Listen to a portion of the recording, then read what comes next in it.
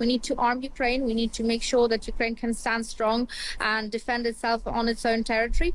But we also need to make sure that every single nation in Europe and across the Atlantic is also armed and ready to counter any security threats that can be coming from Russia or any of its partners from across the world. And I think this is the imperative here, and there needs to be a full understanding that defense is no longer needs to be seen as a spending, as a national spending, but as a national investment for every single country. Ukrainian President Volodymyr Zelensky will today become Andy Burnham's first international visitor since becoming Prime Minister.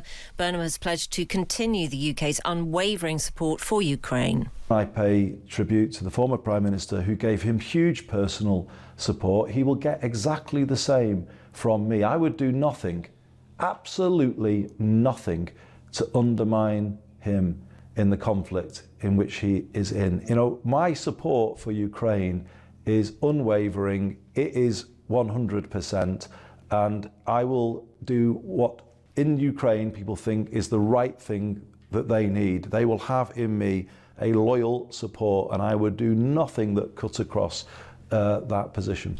Making it pretty clear. Well, part of Zelensky's visit includes a trip to a naval base where Burnham will announce Ukraine can manufacture a new British jammer. The stone cloak technology is designed to block the detection of drones they're fitted to, and thousands of the devices have already been given to Ukraine.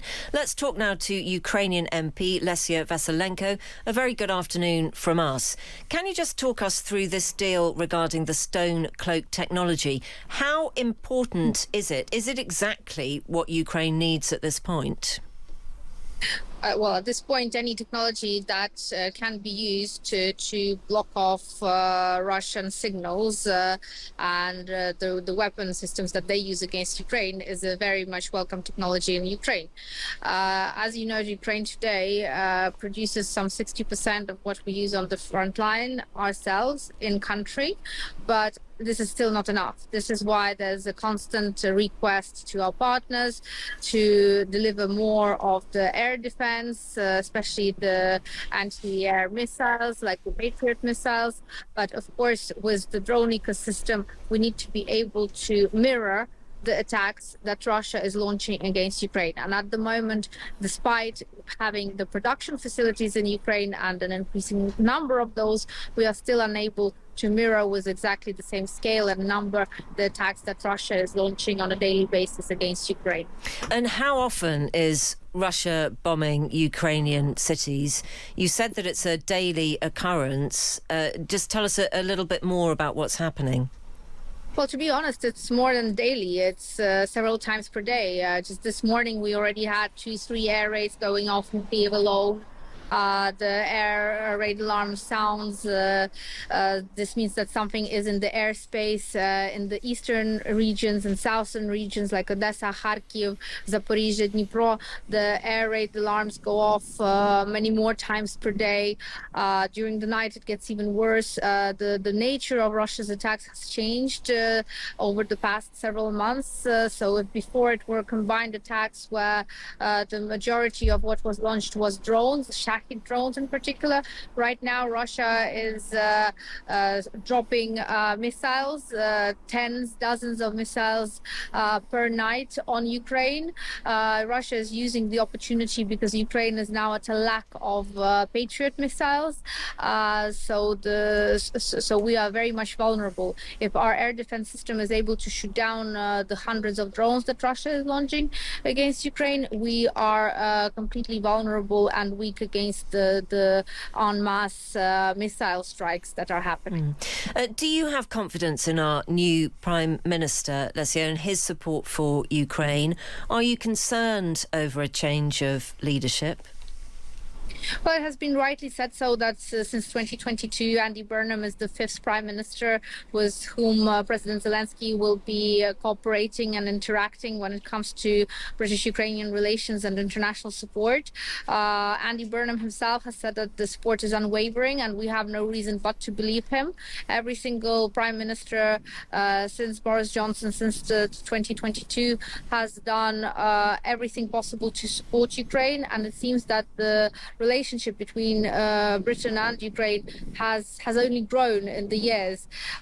Even before 2022, we had good relations with the UK, but since 2022, I believe that the British-Ukrainian relationship has become much stronger and is becoming stronger with every new leader that's coming to power in the UK. So we're hoping that Andy Burnham will live up to his promise and that the support will remain unwavering, truly unwavering, but also that the support will indeed grow, because that support is not about just giving Ukraine technologies or giving Ukraine the financial aid necessary for us to counter Russia's aggression, but that support is also about a fruitful relationship which can strengthen the defense and security of the UK as well as of Ukraine.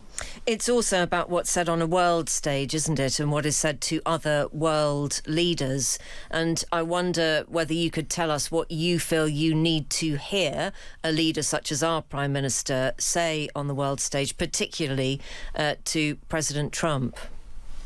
Well, the first conversation that Andy Burnham had, I believe, was with President Trump, and today President Zelensky, right after London, is setting off for Washington.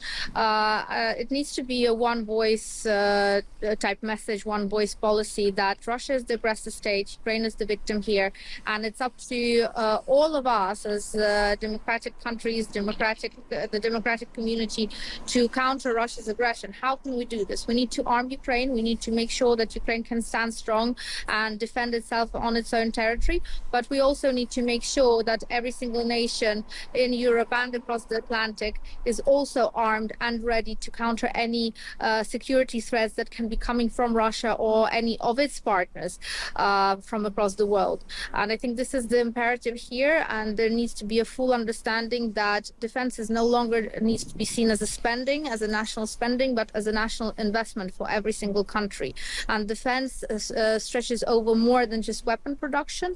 Defense also means being ready to put forward sanctions against regimes such as Putin's regime, which is waging aggressive wars. It's also being ready to find resources to finance a collective defense and security system, for example, through the use of Russian frozen assets, which sit today in a number of national banks, including the Bank of England.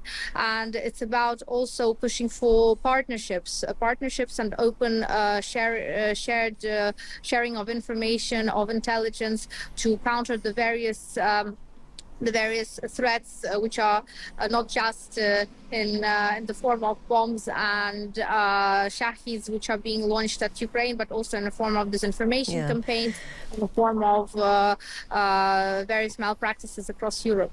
And Lesia, just tell us what it would mean to Ukraine if actually you were able to spend that sanctioned Russian money. Well, we're talking about some 300 billion plus euros of money. That means that there can be a rapid arming of which is not sufficient at the moment, of the Ukrainian army militarily.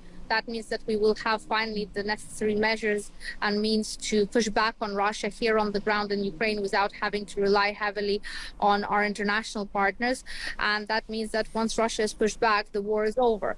The thing is, this war will stop only if Russia stops. Russia has no intention of stopping diplomatically or politically. We have seen this over a number of years now. There has been no inclination from Mr. Putin for any kind of ending of the war. So the only way to make sure that Russia stops is to make it stop, and the only way to do that is to have Ukraine armed and able to counter the Russian military advances in Ukraine. Thank you very much indeed for your time this afternoon. That's Lesia Vasylenko, who is a Ukrainian MP.